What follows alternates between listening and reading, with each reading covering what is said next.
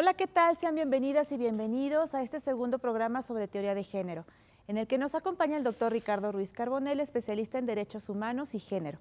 Bienvenido. Muy buenos días, mucho gusto. Muchas gracias a ti por acompañarnos nuevamente. Hoy hablaremos sobre las instituciones que propician desigualdades entre mujeres y hombres y también sobre la violencia contra las mujeres.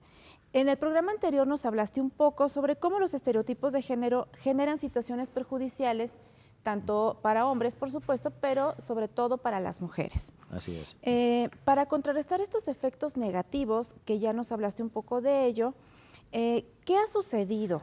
¿Cómo se ha ido avanzando para disminuir las brechas de desigualdad entre los sexos? Bueno, pues eso ha sido un proceso largo, un proceso que en tiempos ha supuesto una serie de inconvenientes, en este caso, y sobre todo para las mujeres. ¿Por qué para las mujeres? Pues porque, como bien hablábamos en la semana anterior, esos privilegios prácticamente eran encomendados o adjudicados a nosotros los hombres. ¿Qué se ha venido haciendo? Pues romper un poco y trabajar con diversas instituciones, con diversos agentes, sin perjuicio de otro tema, que ha sido también la implementación de medidas especiales de acción temporal, es decir, lo que se conocen como medidas de acción afirmativa, que lo que pretenden de alguna otra forma es, dentro del concepto o del criterio de la temporalidad, pues acortar esas brechas, como tú bien dices. Pero prácticamente ha sido una evolución y unos cambios, en algunos casos más, en otros menos, pero bastante radicales, sobre todo en muchas instituciones. En este sentido, me atrevería a decirte que, por supuesto, la primera de ellas es en las familias. ¿Qué ocurría? La familia, como bien se conoce, pues ha sido siempre considerada la célula básica de la sociedad, pero yo he supuesto que el ser la célula básica de la sociedad también, de alguna otra manera, lo que implicaba era perpetuar esos roles y paralelamente esos estereotipos totalmente ya asentados en las sociedades. Al día de hoy ya no podemos hablar de la familia como tal, sino que se debe de considerar las diversidades, el mosaico tan amplio que existe con relación a las familias. En unos casos, familias que se basan en el respeto, en la diversidad o en la libertad de los seres humanos, y en otros casos también ha sido precisamente por la imposición. En el primer caso me refiero a las probabilidades que existen al día de hoy de la convivencia en uniones libres, en uniones de hecho. Por otra parte, lo que al día de hoy ya existe en 15 países a nivel federal y en otros a nivel estatal o regionales, que es la permisividad para contraer matrimonio personas del mismo sexo. Y por el otro lado, por la otra trinchera, cuando me refiero a que han sido impuestas, me refiero también en muchos casos a las generaciones de la monoparentalidad. ¿Por qué? Pues porque al día de hoy, de cada 10 familias monoparentales, 9 son mujeres y tan solo una es hombre. Esa monoparentalidad, en la mayoría de los casos, como te digo, ha sido impuesta. ¿Impuesta por qué? Pues por divorcios sin compromiso a nivel de lo que implica la copaternalidad. Por otra parte, los conflictos armados.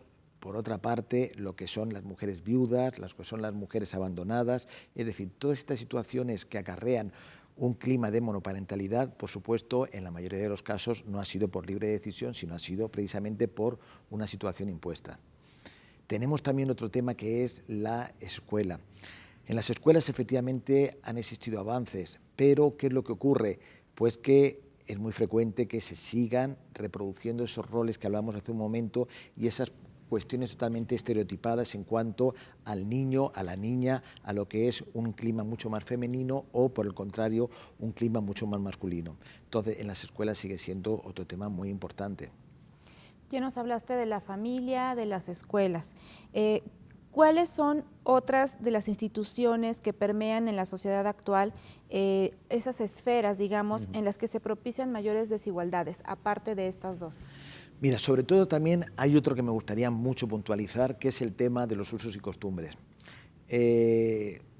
A título personal, yo considero que efectivamente una costumbre, una tradición, eso puede enriquecer efectivamente lo que es el panorama cultural de un pueblo, de una zona, de una región o de un país.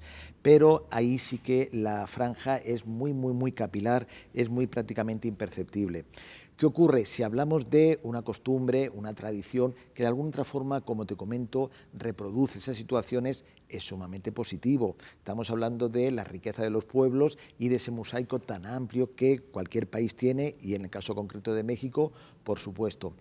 Pero cuando estamos hablando, como te digo, de esa capilaridad, de esa zona tan imperceptible, y estamos hablando en los cuales a una persona, en este caso mujer, se le restringen sus derechos políticos precisamente por su condición de ser mujer, o por el contrario está permitido en muchos casos la venta de niñas, de niños. Eso no es una venta, eso no es una necesidad, eso se llama trata, en este caso de un ser humano. O en otros muchos países, y aquí mismo también en México, lo que es la cultura de la permisividad de la violencia, es decir, esa superioridad, esa situación tan sumamente machista que existe, pues se viene dando. A partir de ahí es un tema que tenemos que considerarlo no una riqueza cultural, sino un foco rojo para tener que, por supuesto, atajarlo. Hay otra cuestión que va en muchas ocasiones totalmente entremezclada, y es precisamente las costumbres, los usos y, en muchos casos, como te digo, de una forma conexa, de una forma paralela, lo que son las religiones, ¿no? En este caso, por ejemplo, me gustaría también hacer un análisis en una situación. Por supuesto, parte de las culturas de esos pueblos, pero es un tema sumamente lamentable, y es la mutilación genital femenina. Fíjate, Paloma, que al día de hoy en 28 países de África y en 20 países de Asia se viene llevando con una práctica totalmente usual, cotidiana, totalmente normalizada, lo que es la clitoridectomía o mutilación genital femenina. En ese sentido, tenemos que hablar que ya desde el año 79, cuando se promulga esta convención de CEDAW, la Convención para la Eliminación de todas las formas de discriminación contra la mujer, ya se hablaba de esa situación que era la ablación genital femenina o la mutilación. Al día de hoy, por parte de Naciones Unidas, existe un fiscal también en este tema. Pero, por el contrario, fíjate tú cómo las costumbres están tan sumamente impregnadas en esos pueblos que, como te digo, al día de hoy estamos hablando que prácticamente 50 países en el mundo tienen esas prácticas totalmente establecidas. Un poco retomando lo que en la semana anterior hablábamos con respecto a la necesidad de concientizar a la ciudadanía. ¿Qué ocurre? Hay encuestas en este sentido que son sumamente alarmantes, que a mujeres que al día de hoy son madres y personas de una edad mediana, y en su momento cuando ellas fueron preadolescentes o adolescentes también sufrieron esa situación. No nos engañemos, eso es la trilogía de la violencia. Hay violencia física, hay violencia psicológica y, por supuesto, hay violencia sexual. Bueno, pues fijémonos cómo las costumbres y los usos se entremezclan tanto con los credos y las religiones, que han habido encuestas que se han llevado a cabo a estas propias mujeres que, como te digo, son mujeres al día de hoy, madres, esposas y tienen una edad mediana, y ellas sufrieron esa situación. Si quieren que esta práctica ya se elimine o siga estando presente en sus culturas. Estas encuestas en muchos casos nos acercan a que prácticamente el 90% de estas mujeres dicen que sí, que quieren que se siga perpetuando. Entonces, imaginémonos cómo está esta situación. ¿Qué ocurre también dentro de lo que es las instituciones, la sociedad en su conjunto? Me remito a otros casos que a lo mejor tú podrás pensar, bueno, pero esto nos pilla muy lejos de México. No, pero hay que considerar una cuestión: los flujos migratorios, la globalización, en suma, tiene esta cuestión, y es lo que se conocen como las mujeres simias o las mujeres fantasmas. Son mujeres que imagino que lo habrán visto en más de una ocasión. Son mujeres en las cuales, precisamente fruto de esas culturas, fruto de ese patriarcado, fruto de esos desequilibrios tan sumamente evidentes en cuanto a poderes, hace que el abandono de, en este caso, un hombre hacia su mujer, no solamente concluya con un repudio, con una repulsa, no, tiene también que se les vuelca ácido sulfúrico en su rostro, en su cuerpo. Esto no es un tema que podríamos decir que a lo mejor es focalizado en México, pero fijémonos, prácticamente estas situaciones se vienen dando en la República Hindú y en todos los países que son limítrofes: Bután, Bangladesh, Pakistán, etcétera, etcétera. Pero un poco, como te comentaba yo hace un momento, al hilo de esa globalización y de esos flujos que implican todo lo que supone la migración, al día de hoy ya se han dado casos de personas europeas, personas centroamericanas, personas sudamericanas, que precisamente a su compañera de vida, a su pareja, ha ocurrido con la misma situación, han volcado de ácido sulfúrico, precisamente porque la cultura efectivamente es muy explayante. Y bueno, y algunos casos, algunos ejemplos de estas situaciones que nos pudieras comentar en el plano occidental. Sí, por supuesto, como te digo, mira, En las familias se permite una cuestión muy importante, que es la violencia. ¿Por qué digo que se permite? Pues porque la violencia, como un fenómeno delictivo, no podemos engañarnos, quien golpea, quien insulta, quien amenaza, quien viola a un miembro de su familia, eso por supuesto es una situación delictiva. ¿Qué ocurre en este caso? Es muy reciente la cultura de la denuncia.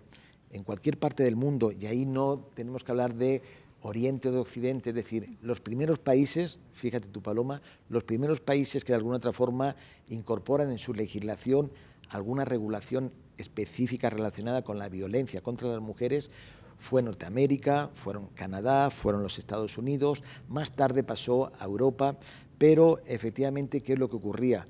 Que la legislación era totalmente omisa en este sentido y ¿a qué ocurre? Fijémonos occidental, como tú me preguntas. En muchos países la violencia, hasta hace muy pocas décadas, única y exclusivamente se entendía que violencia en el seno de la familia debía de ser cuando había un matrimonio previo y que en este caso la cuestión existiese habitualidad. ¿Qué ocurría? Muchísimas parejas en este caso no denunciaban, no porque como hay gente que a lo mejor piensa que es que en aquella época no existía violencia, no, eso es una cuestión totalmente errónea. La violencia ha existido desde la creación del mundo. ¿Qué ocurría en estos casos? Pues que la violencia, en este caso, tenías el inconveniente que la legislación, por supuesto, no beneficiaba para nada a las mujeres ni a sus derechos humanos. Y, por otra parte, como te digo, en muchos códigos tenía que ser una situación de maltrato muy grave, tenía que existir el vínculo a través de un matrimonio eclesiástico y, por otra parte, tenía que darse la condicionante de habitualidad. ¿Qué dificultaba? Pues que, efectivamente, los casos de denuncia eran muchos menos. Pero dentro de Occidente tenemos una cuestión y es la violencia familiar, la violencia psicoemocional, la violencia sexual, la violencia económica, la violencia obstétrica, cualquiera de ellos son componentes que se vienen dando con la cotidianidad más importante que tú puedas pensar, tanto en el Occidente como en el Oriente. Ok, tú ya trataste un tema que a mí me parece muy importante, es la legislación, las leyes. Es decir, dentro de estas esferas que hemos estado hablando de las instituciones, en el ámbito legal, entonces, ¿también las leyes han sido desiguales? Por supuesto, desiguales hasta extremos. Imaginémonos que en muchos países había una cuestión que se llamaba la incapacidad legal de las mujeres, sobre todo las mujeres casadas. ¿Por qué? Pues porque nos íbamos a los códigos, y no estoy hablando de siglos mucho más atrás, estoy hablando de la década de los 60 y de los 70 y en muchos casos de los 80 del pasado siglo. ¿Qué ocurría? Había un estatus de la mujer casada que era el de su incapacidad legal. ¿Por qué? Pues porque, como te comentaba antes, tenía que solicitar permiso a su esposo para poder trabajar. La patria potestad, como un derecho, un conjunto de obligaciones que padres e hijos se tienen con relación a su propia descendencia, era un derecho privilegio auténtico y directamente dirigido a, en este caso, los hombres. ¿Qué ocurre en este sentido? La evolución histórica ha sido muy lenta. Muy lenta, ¿por qué? Porque fijémonos, en el año 79 es cuando se promulga la que ya te he comentado varias veces, esa Convención de Naciones Unidas, la Convención de CEDAW, y desde la óptica de ser la Constitución en cuanto a los derechos humanos de las mujeres, ser la Carta Magna en este sentido, pues efectivamente las leyes en cualquier país eran totalmente restrictivas. Surgen los 80 y efectivamente podemos decir que en los 90 es cuando empieza una motorización legislativa con relación a incorporar ya leyes que sí que fueran igualitarias. México, en este caso, sí que podemos hacer un antes y un después en el presente siglo. Hasta que concluya el pasado siglo, pues efectivamente la legislación en México era mínima en este sentido, las políticas públicas tampoco eran efectivamente muy numerosas, pero por el contrario, a raíz del nuevo siglo, sí que podemos decir que México tiene una propensión de leyes muy importantes. Surge ya desde el 2001, cuando en este caso se crea el Instituto Nacional de las Mujeres y a partir de ahí ya hay como dos grandes estructuras, todo lo relacionado con la violencia contra las mujeres y todo lo relacionado con el logro de la igualdad entre hombres y mujeres. ¿Qué ha posibilitado el Instituto? Pues por supuesto el que ya al día de hoy en todas las entidades federativas cuentan con institutos estatales, cada día es mayor el número de institutos municipales, contamos con leyes de violencia, contamos con leyes de igualdad, contamos con leyes de discriminación, contamos con leyes de trata. Es decir, que sí que podemos decir que ahí ha habido un gran avance, pero no nos engañemos, los siglos de dominación masculina hacen obligatorio, por supuesto, que se implementen medidas especiales, medidas de acción positiva o afirmativa para esas diferencias tan grandes se vayan contrarrestando.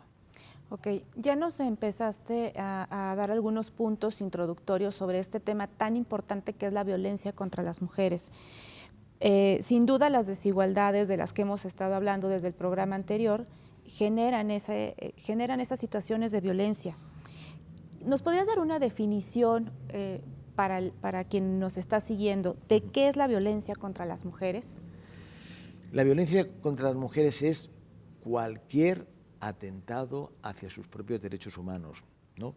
¿Qué ocurre? Fijémonos, el tema de la violencia ha sido un tema que, hasta que se conceptualiza, pues prácticamente también es en tiempos muy recientes. La violencia es cualquier acto, por activa o por pasiva, es decir, por acción o por omisión, que lastime los derechos humanos de las mujeres. Erróneamente aún sigue existiendo ciertos sectores en la ciudadanía, en la sociedad, que consideran que únicamente los golpes son lo que implica un tema de violencia contra las mujeres.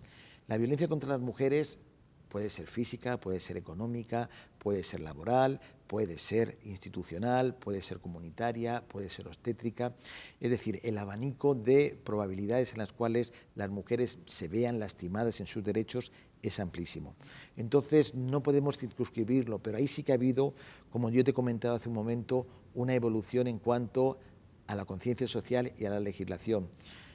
Las primeras definiciones que se hacen acerca de lo que era la violencia contra las mujeres, pues prácticamente lo ubicaban exclusivamente en el entorno familiar y dentro de lo que implicaba la violencia o el maltrato de carácter físico. Al día de hoy, efectivamente, ya hay, fruto de esa denuncia, fruto de la mayor implementación de políticas públicas, ya podemos decir que la violencia es cualquier atentado a los derechos humanos de las propias mujeres. Ok, nos has mencionado algunos tipos de violencia contra las mujeres. Ciertamente hay ocasiones en las que, como bien dices, pareciera que no es violencia. Que no es violencia. ¿Nos podrías dar algunos ejemplos de ese tipo, por ejemplo, no sé, de violencia económica, de violencia emocional? Algo que de repente sí pudiera parecer que cualquier persona que nos esté siguiendo diga, pero si eso no es violencia. ¿Por qué sí es violencia? Danos ejemplos y dinos por qué sí es violencia contra las mujeres. Mira, digámoslo así, el recorrido de la violencia es amplísimo, ¿no? Es decir, si nos hiciéramos un hipotético trabajo de campo en algunas comunidades más apartadas de lo que es las zonas urbanas, o en los cuales a lo mejor esa cultura de la denuncia no estuviera tan sumamente impregnada, pues yo me atrevería a comentarte, Paloma, que prácticamente habría un consenso, y ese consenso sería en la violencia física. La violencia física lo que implica es cualquier daño al cuerpo humano de quien padece, en este caso, esa situación de victimización. Puede ser a través de golpes, de hematomas, de cortisas, de rasguños, etcétera, etcétera. Como te digo, esta es la más generalizada, pero no por ello es que tampoco sea la que en mayor medida se viene dando. Tenemos, por otra parte, lo que es la violencia psicoemocional. La violencia psicoemocional es un aparato que, digamos, se sabe dónde se inicia y no se sabe dónde concluye. ¿Por qué? Pues porque dentro de ese conglomerado que implica lo que es la violencia psicoemocional podemos hablar de humillaciones, de ridiculizaciones, de infravalorizaciones, de coacciones, de amenazas, y dentro de estas mismas podemos hablar desde amenazas que a lo mejor tengan una mayor trascendencia o impacto y otras que puedan ser de una consistencia mucho mayor. Yo cuando hablo de violencia física, yo siempre me refiero hablando de violencia físico-psíquica. ¿Por qué? Pues porque tenemos que diferenciar lo que es ese daño corporal, ese daño que impregna el cuerpo de la persona que padece el brote agresivo, pero por otro lado es las secuelas que a esta persona se le concluyen. Estudios ya bastante avalados por parte de historiadores, de filósofos, de psicólogos, de juristas, por supuesto, nos ahondan a una cuestión muy importante y es la larga duración que tiene el proceso psicoemocional de la víctima. ¿Qué quiere decir con esto? Pues que si en este caso estamos hablando de un golpe emocional que lleva una fractura de un dedo, pues efectivamente la víctima a lo mejor en un mes, mes y medio, 2 meses máximo, lo que es la lesión a su propio dedo se encontrará sanada, pero por el contrario lo que es la evolución, digamos, o la recuperación psicoemocional transcurre muchísimo más tiempo. Por otra parte tenemos, como tú comentabas, lo que es la violencia económica. ¿Qué ocurre? La violencia económica, y en este caso me circunscribo sobre todo al tema de las relaciones de pareja, es cuando el obligado al pago omite precisamente ese compromiso que existe. ¿Por qué? Pues porque a lo mejor en muchos casos estaremos hablando de una carencia dentro del aspecto económico. Pero créeme, Paloma, que en la mayoría de las ocasiones no es ese el detonante ni el punto de origen. Estamos hablando que precisamente el detonante es la cultura machista, la cultura de la falta de compromiso y sobre todo la base de todo ello que es la cultura del poder. Muchos de los victimarios a través de violencias económicas, ellos son conscientes de la necesidad que existe para su núcleo familiar de la aportación, pero efectivamente no son conscientes, sí que son conscientes, es decir, ellos entienden que no son conscientes, pero no en la situación, ellos son conscientes, pero fruto, como te digo, de esa cultura patriarcal de dominio, de autoritarismo, lo hacen. ¿Qué hablamos de otra situación? Lo que es la violencia de carácter patrimonial. En este caso estamos hablando de cuando una pareja es acreedora de ciertos bienes, de ciertas propiedades y efectivamente uno de ellos a través de cualquier tipo de artimaña, en este caso sea de un abuso, de un fraude, de una situación que lleva impregnado cuestiones, como te digo, de carácter económico o patrimonial, pues abusa de esa situación. Pero no me gustaría terminar esta pregunta sin hacer una mención muy importante, y es con relación a la violencia sexual. La violencia sexual, y fijémonos como también la legislación, la cultura y el pensamiento siempre han estado pilladas de la mano. ¿Qué ocurre? Yo estoy convencido que si hiciéramos un hipotético trabajo y preguntáramos a muchas personas también de la misma forma en zonas mucho más apartadas de los grandes núcleos, en zonas en las cuales a lo mejor la cultura está un poco más minada, y preguntáramos qué entienden por violencia sexual, la mayoría de las personas siguen entendiendo que violencia sexual es cuando un desconocido abusa de una viandante o de una persona que no hay ningún vínculo. Efectivamente es totalmente contrario, ¿eh? Si una persona, y en este caso sí que me gustaría matizarlo mucho, si en una relación de pareja una de las partes, una persona, lo que hace es abusar sexualmente, ¿por qué? Pues porque la otra parte se niega, no tiene ganas en este momento, no tiene ningún interés en ningún aspecto. Efectivamente, ¿qué ocurre? Ahí estamos hablando de que si ese rechazo implica una coacción o una obligatoriedad, estamos hablando de violencia sexual. Pero ¿qué ocurre? Las leyes, como te digo, siempre han estado muy vinculadas en este sentido. Y en el caso de México, bien sabemos que hasta hace aproximadamente una década primaba precisamente ese vínculo de afectos, ese vínculo de parentesco, antes que lo que implicaba una violencia sexual en todo sentido. ¿Qué quiere decir con ello? Pues que efectivamente la violencia sexual se da entre ajenos y entre cercanos. No solamente es cuando veamos a una persona que ha sido víctima de una violación en la vía pública, sino también dentro de ese mismo hogar, dentro de ese mismo mundo público o privado en este caso. Ok. Hay un momento concreto en que la violencia contra las mujeres se vuelve un asunto público. ¿Cómo se da esta situación? ¿Qué la motiva? ¿Qué es lo que detona que un asunto de violencia que normalmente podría verse erróneamente, como bien lo has dicho, en el ámbito privado, de repente se vuelve un asunto público? Pues eso ha sido fruto de muchos movimientos históricos. Sí es cierto que tenemos que, a lo mejor, ubicar como punto de partida los años 70. Los años 70, ¿por qué? Pues porque cuando empiezan movimientos feministas, movimientos que provenían de la lucha social, de la academia, y es cuando se obliga, de alguna otra forma, se impone que las autoridades, en este caso, tengan que tomar medidas en este sentido. Pero no solamente es ahí, es decir, los movimientos de denuncia sí que es cierto que son momentos aislados a lo mejor en la historia del mundo, pero también han sido ya con anterioridad a esta fecha. Fíjate, por ejemplo, que en 1789, en plena Revolución Francesa, pues la Declaración de los Derechos del Hombre y Ciudadano, que en un primer momento suponía que iba a haber un avance para lograr la igualdad entre mujeres y entre hombres, pues eso no fue cierto. Y ahí ya es uno de los primeros momentos históricos en los cuales se está trabajando en este sentido. ¿Por qué? Pues porque una activista, también era autora teatral, destacada movimientos de la lucha social, etcétera, etcétera, cuyo nombre era Olympe de Gouges, pues ella entendió que no era justa esta situación. Paralelamente, ella 2 años más tarde promulgó la Declaración de los Derechos de la Mujer y de la Ciudadana y efectivamente le costó muy caro. ¿Por qué? Porque le costó no solamente con la vida propia de ella, sino también con la de las mujeres que la acompañaban.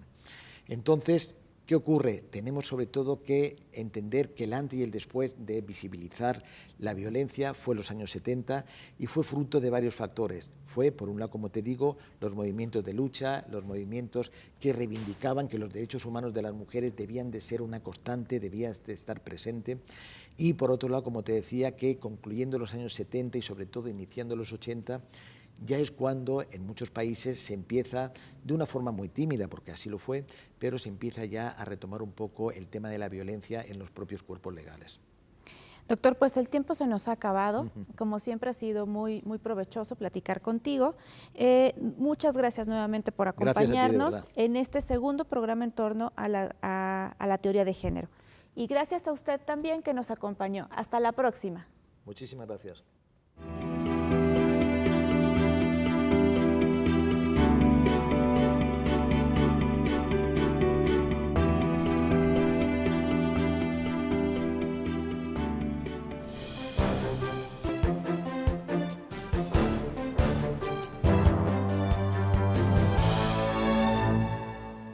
Este año, elegiremos diputados federales y autoridades en 17 entidades federativas. Las y los mexicanos podemos tener la certeza de que contamos con instituciones fuertes. Muestra de ello es el reconocimiento que recibió el Tribunal Electoral como la mejor institución electoral del año, entre órganos de todo el mundo. Lo que ratifica nuestro trabajo de cara al proceso electoral 2015. Tribunal Electoral del Poder Judicial de la Federación. Tú tomas la decisión, nosotros la protegemos.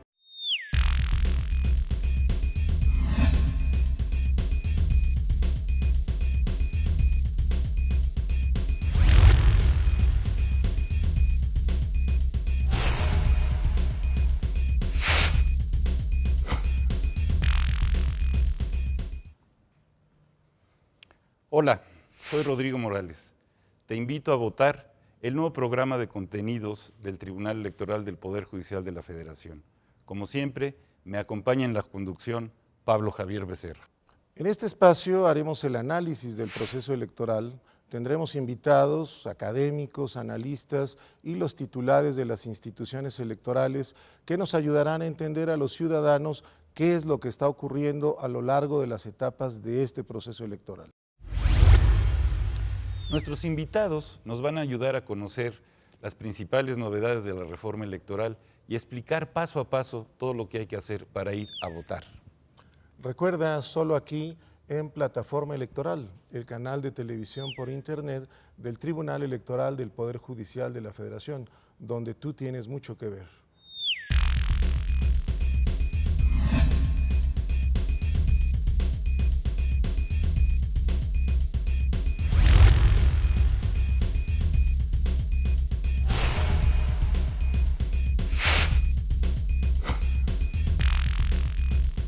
¿Te gustaría expresar lo que significa para ti la democracia? El Tribunal Electoral del Poder Judicial de la Federación te invita al segundo concurso de expresión fotográfica 2015. La democracia a través de los ojos de México.